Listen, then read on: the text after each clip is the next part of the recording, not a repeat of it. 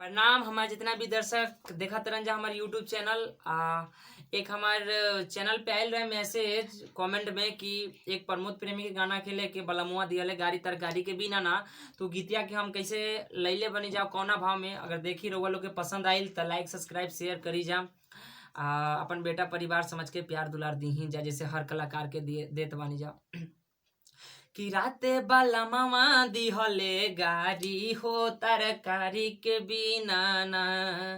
कि राते बाला मामा दिहले गारी हो तरकारी के बिना ना गारी तो गारी दिहले दो शहर में मार दिहले गारी तो गारी दिहले दो शहर में मार दिहले त ओ पसास लाला कारत हो तरकारी के बिना ना त ओ पसास लाला कारत हो तरकारी के बिना ना। तो देखिए आगे के भाव का बा कि राते बाला मामा दिहले गारी हो तरकारी के बिना ना तो राते बाला मामा दिहले गारी हो तरकारी के बिना ना गाड़ी तो गाड़ी दिहले दो शहर में मार दिहले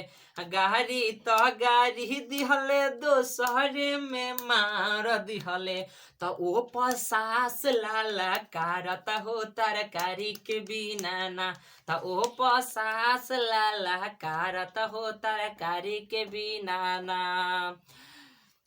गहिले उ जब से हम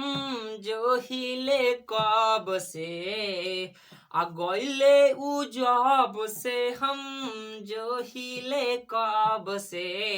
अइले ना सैया मोर यारब से अरे भवजी रे कि अइले ना सैया मोर यारब से अरे भवजी रे कि अइले ना सैया मोर यारब से। वीडियो पसंद आयल तो लाइक सब्सक्राइब शेयर करी जा एक बाद प्रणाम करते नहीं जाओ।